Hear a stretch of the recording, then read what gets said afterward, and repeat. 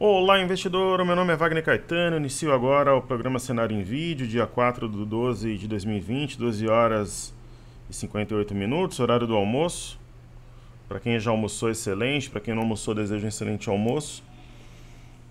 Eu vou almoçar logo depois da gravação aqui da edição. Eu agradeço a audiência, a carinho e a amizade. Vamos em frente, firmes na luta. Espero contribuir sempre com a sua formação no mercado de ações, índice, dólar e Bitcoin, todos os ativos que a gente estuda diariamente. Pessoal, é sempre importante vocês clicarem na descrição dos vídeos, porque além de vocês conseguirem o acesso resumido aqui a tudo aquilo que nós estudamos, tem o nosso canal gratuito no Telegram. Eu posto todos os dias conteúdo. Às vezes eu acho uma matéria interessante, eu coloco por lá, coloco a comunicação chamada Panorama com Voz, né? Tem a primeira parte falando um pouco do índice, do dólar, eu falo sobre as cotações nacionais e internacionais, e a segunda parte, que é o giro de notícias, eu faço um resuminho dos principais drivers do dia. Tem o nosso Facebook para você conferir, e também o Instagram e o Informe Cenário, que você pode assinar gratuitamente. Eu vou começar os estudos de hoje mostrando um padrão aqui que costuma até, né, ter um índice de eficácia muito bom, que é a cunha. Eu vou mostrar porque o sentimento, né, ele é totalmente comprador. Nós temos aqui o livro de ofertas na tela, eu expliquei sobre ele ontem. Está bem equilibrado, compra e venda. A venda tá tipo algumas eleições aí para prefeito, né, entendedores entenderão. Eu tenho alguns imóveis numa cidade do ABC Paulista que foi mais ou menos assim a decisão da eleição. Eu acertei a porcentagem, só errei o candidato. Tem muita gente da região que assiste meu programa e eu deixo um grande abraço a todos. Eu circulo pela cidade, encontro a galera, é muito legal. O pessoal da padaria sempre me pergunta sobre a bolsa, enfim. Então, a gente vê que está aumentando aqui a pressão vendedora no livro de ofertas. Aí, quando eu olho o gráfico, então, olham como é que a coisa funciona, né? Para quem é iniciante ou de repente não conhece isso, você consegue ver o mercado por dentro aqui. Então, ontem o mercado caiu no final da sessão, uma bata trairagem com os vendedores. Por quê? Porque tinha um topo mais baixo que o anterior, um eixo aqui no 112,715 acionado. Quase veio no primeiro objetivo do topo duplo, que era aqui 111,850, ele veio no 111,920. Eu vou inclusive marcar esse ponto aqui. 111,920, legal. Aí o mercado repicou no final, talvez alguns day traders realizando lucro na venda e tudo. E aí, esse ponto aqui eu vou tirar, eu gosto de deixar o gráfico mais limpo possível.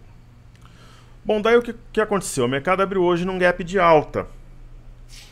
Aí nós temos aqui uma LTA que conecta aos fundos e nós temos uma linha de retorno que conecta aos topos.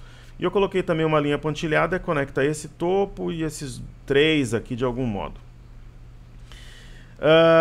E nós temos o 113,440, que é a máxima de ontem. Então, abaixo de 113,440, o mercado tende a uma correção. E nós temos uma cunha formada por essas duas retas em azul.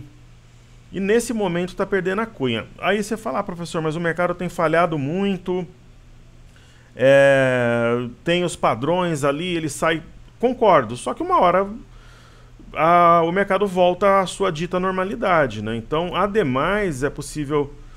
Concordo também, muitos ocos estão sendo desenhados e eles falham, mas vai chegar um momento que vai parar de falhar e aí o mercado vai descer forte, na minha opinião.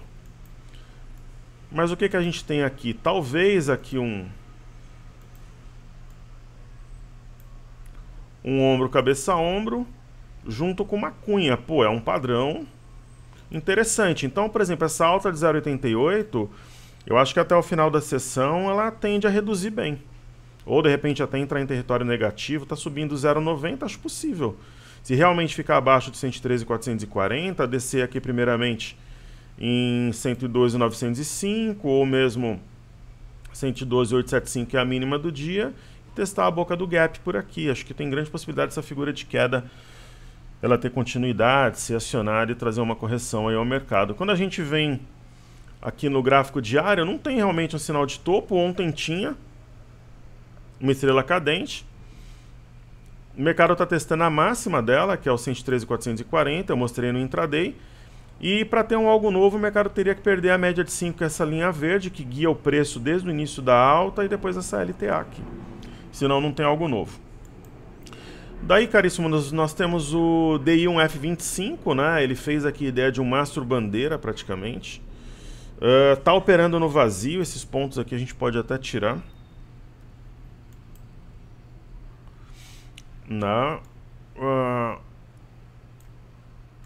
Há aqui sim uma região de suporte, a 6.130.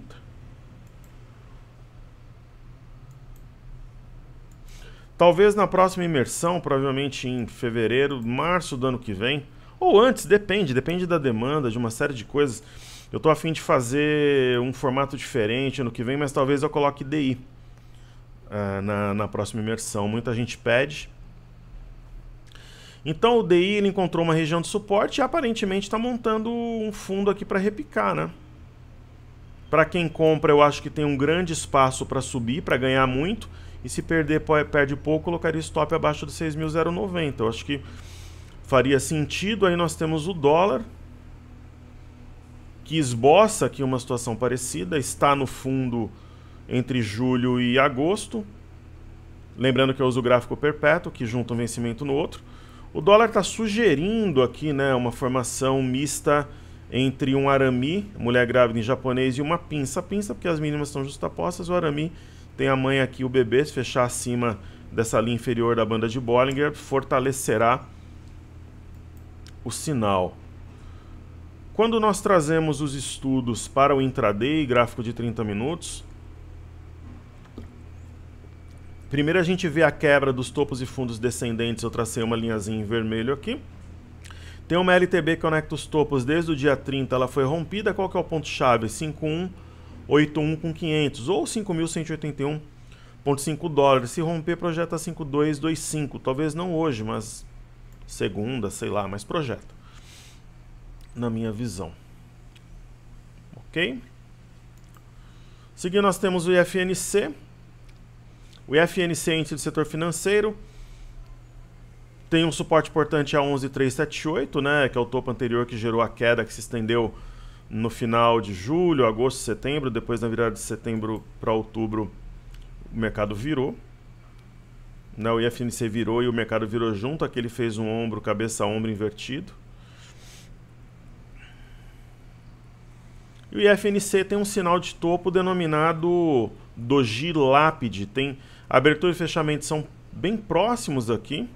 Aí tem longa sombra superior, fora da banda, mas teria que fechar abaixo da mínima, que é 11.434,5. Aí aqui em Banco do Brasil, eu acho que não cabe a leitura do oco mais. Né? Ou ficaria por conta de um pivô de alta se romper o 36,06. Aí o que eu vou fazer? Como os pontos são muito parecidos, eu vou marcar o 36,06 aqui, é o ponto mais recente.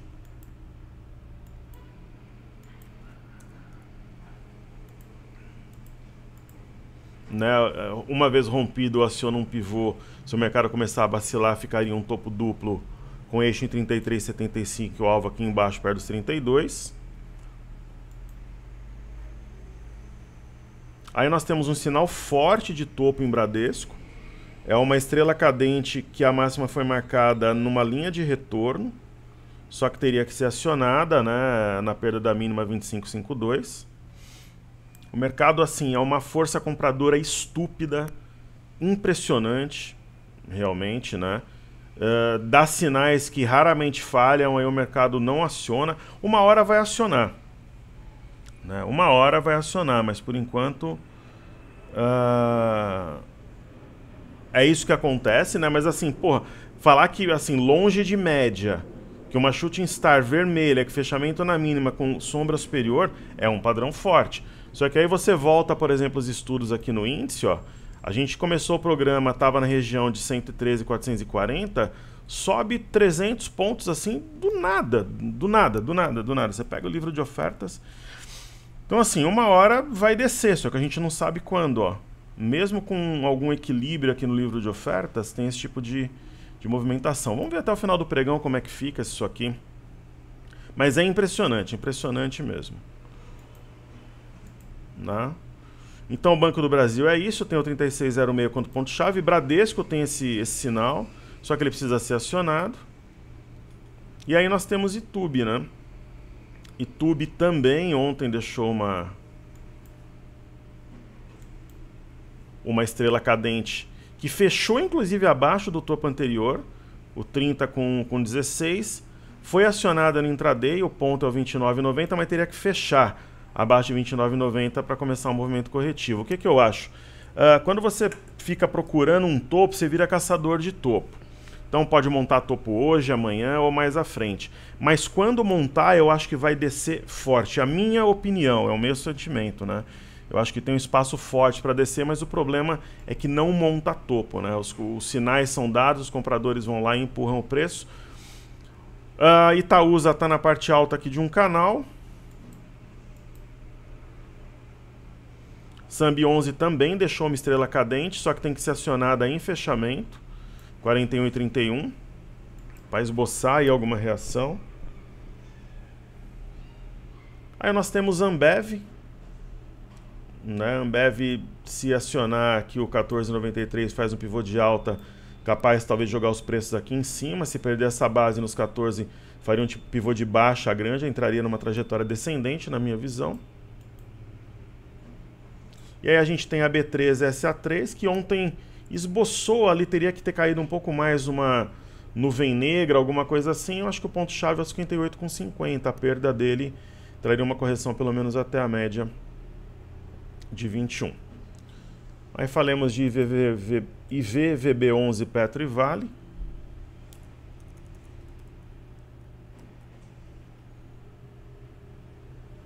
IVVB11 quase veio no objetivo de um topo duplo aqui. Na verdade veio, né? O objetivo era 204,15, veio 203,79. Agora repica, eu acho que quem fez a venda encerrou aqui embaixo. Foi o mais correto, e depois Petro e Vale.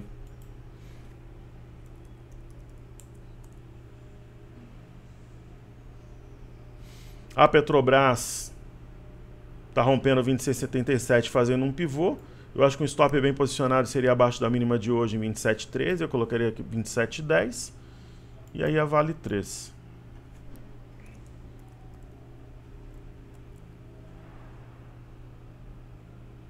A Vale 3 tem seguido a movimentação do minério, né? O stop da Vale é muito claro, um stop gain inteligente. Seria no 81,50. Eu colocaria 81,40. Por exemplo, eu acho que faria sentido. Um pouquinho abaixo, só para de repente não ser estopado e o mercado voltar, né, a subir. Seria uma situação inteligente aqui, de uma saída interessante no ativo. Aí a gente tem Ibovespa em dólares, sem sinal de topo. Somente a perda na média de 5 para esboçar alguma coisa nova. Mercado muito forte. Daí a gente tem o DXY também caindo forte, que é o dólar contra uma cesta de moedas, talvez montando fundo aqui, mas seria ainda precoce essa leitura. E o VIX tem apetite por risco. O VIX não sobe, ele não está em queda, ele está caindo a 2,21, mas para os padrões do VIX ele está aqui no movimento lateral, porque não tem nenhum driver negativo sendo embutido no preço. O EWZ vai subindo, ETF brasileira negociada em Nova York. Você vê que ela está numa situação... Ela está operando no vazio aqui de um gap, né? Se a gente trouxer aqui um gráfico semanal...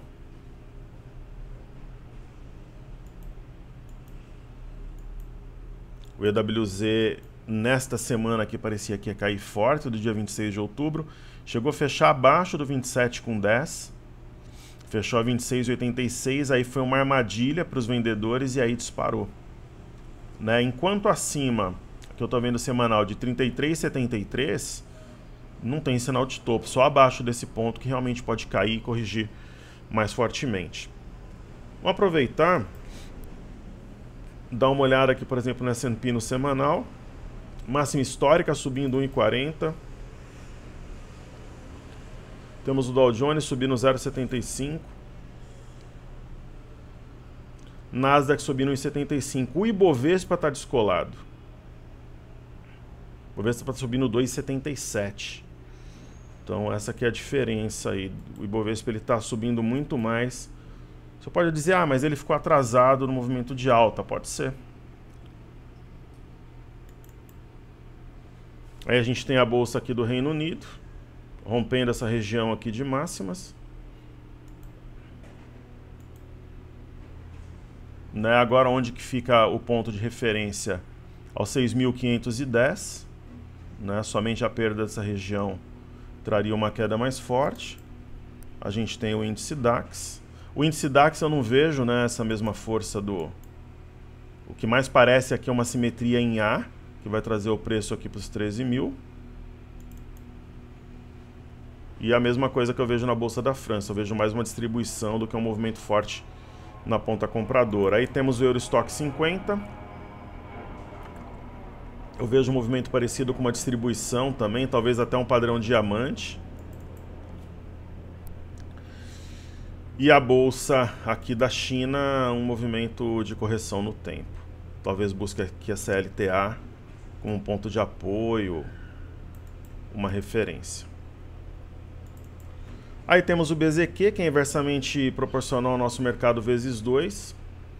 Bem distante de média, sugere um repique, mas tem que começar, aquela história que eu sempre falo. O movimento contrário ele tem que começar, e nós temos o petróleo com sinal interessante. Ó, tentou romper 49,06 e está deixando uma estrela cadente. Isso daqui para mim é sinal de topo duplo. E a mesma coisa que a gente vê aqui no futuro petróleo americano, 46,44. Está abaixo, então eu venderia se eu tivesse uma posição em petróleo aqui. E aí temos o Bitcoin. O Bitcoin tem um movimento estranho, né? Vamos colocar o semanal aqui.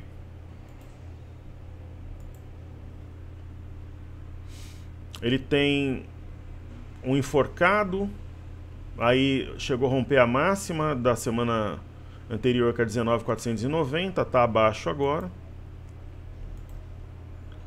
Aí o que a gente observa olhando friamente, né, marcou aqui uma máxima 19.490 e está abaixo. Então, pô, até onde se prove o contrário, isso aqui é topo. O grande barato, assim, de uma tendência, eu tô nesse negócio há 18 anos, né? Já ganhei muito, a gente já perdeu também, a gente já empatou, a gente já pegou momentos que a gente ficou semanas e meses ganhando sem nada de perda em carteira ou no mini índice. Às vezes a gente pega uns movimentos contrários também, que são complicados, mas uma experiência que eu trago comigo nesses 18 anos.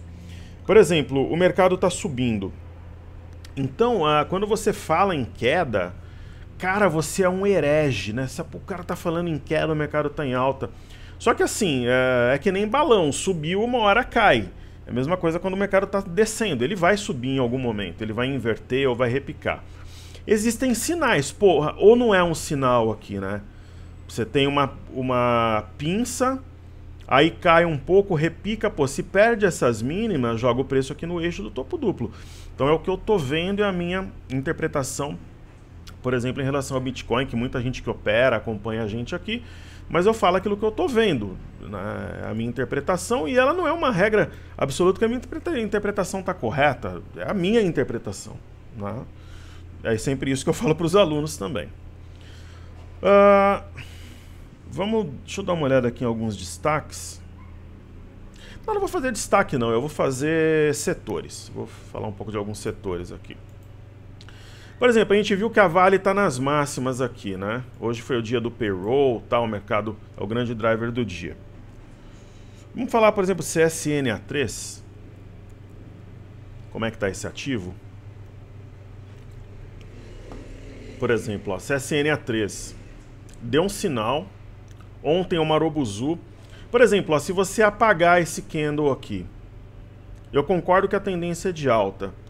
Mas era muito mais provável que a CSN perdesse a mínimo 22,64 e a própria média de 21 do que ela subisse 8%. Só que aí é aquilo que eu falo para vocês, não peguem um ativo desse e trabalhem em short, trabalhem em vendidos. É a mesma coisa de vender ação, vender a descoberto, ação de R$1, de R$1 e pouco. Se o negócio, para ela ir a 2, é 2 palitos e te quebra. É a mesma coisa trabalhar vendido num ativo assim tendência. O que ela está dando a entender aqui? Que ela está montando um mastro-bandeira, só que aí o stop é simples para quem está comprado. Você marca o topo anterior no 24,77. Por exemplo, eu estou comprado. Imagina que eu estou aqui, eu vou almoçar, eu quero ficar tranquilo. Sabe onde que eu coloco o meu stop automático? 24,70. Eu deixo lá, estopou. Se continuar subindo, boa sorte para quem fica. Se pegar o meu stop, provavelmente eu vou estar vendendo perto da máxima. Então é a minha visão, né? A minha opinião. Aí, por exemplo, Uzi Minas. Né? Eu tenho aqui a Uzi Minas. Ontem a Uzi Minas, ela deu um sinal forte de topo. Né? Por quê? Aí eu vou explicar. Deixa eu apagar essa reta aqui. Eu não gosto de nada no gráfico que não seja extremamente necessário. Aqui foi um rompimento de LTB que gerou estopou vendido, com certeza, aqui e tal. Aí o que o ativo fez? Ela ficou trabalhando fora da banda, 1, 2, 3 candles dentro da banda. E aí ela vem e rasga a mínima dos 4 candles anteriores. Pô, isso daqui é um sinal de queda? Eu até acho que ainda vai cair. Eu penso que isso daqui é um topo arredondado com alvo aqui nos R$11, né? Mas o ativo resiste, né? Você vê que tem uma memória compradora. Ela é estúpida, ela é idiota, ela é eufórica, ou ela é smart money, ela é inteligente, ela é lépida, sagaz? Só o tempo nos dirá. Mas eu não compraria perto desses topos, experiência minha. Quem comprou aqui embaixo, parabéns. O que eu faria, por exemplo, se eu continuasse comprado? Stop abaixo do 13,28, 13,25, que é a mínima de hoje, porque parece realmente que é um topo arredondado. Né? Agora, contra fluxo, muitas vezes, o gráfico acaba, num primeiro momento, ele é distorcido, mas depois volta à normalidade. Aí a gente tem Goal 4, que é a Gerdau Metalúrgica. Aqui ela fez um pivô, que eu tinha até adiantado aqui no YouTube, né? Que o rompimento de... Deixa eu apagar aqui, não cabe mais deixar esse estudo no momento. O que eu tinha comentado, né? Fez o pivô no 9,88. Nós temos aqui um topo anterior. Eu lembro durante a crise, alguns anos atrás, esse ativo negociava R$1, né? Aí as pessoas falam muitas vezes que o mercado de ações não... Se você pensar no mercado de ações a médio prazo, na verdade aqui é 10,60.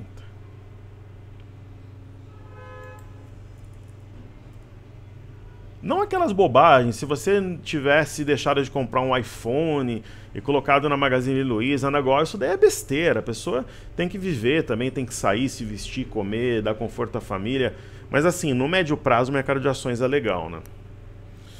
Aí, pessoal, aqui o que ela fez? Fora da banda e dentro da banda. Uma barra, uma Marubozu de ponta a ponta, com massa, amplitude, volume. Dificilmente alguém esperava. Só para deixar claro, eu não estou vendido nesses ativos de siderurgia, não. Nem o meu grupo, nem nada. Eu estou comentando que o mercado ele está fazendo movimentos erráticos e é típico de uma movimentação que precede uma correção. Típico, pode não ocorrer. Mas é uma barra muito forte. Pode estar repicando, mas a perda da mínima dessa barra 10,26 pode trazer o preço aos R$9, por exemplo. 9,50. Então essa é a Gerdau Metalúrgica. Aí tem a GGBR4.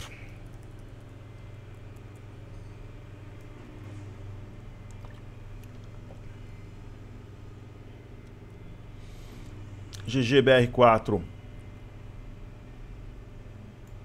Vamos ver o gráfico aqui. O que ela fez? Veio numa região de objetivo. Aqui em cima, nos 23,93. Ela atingiu, né? A gente vai lá e marca.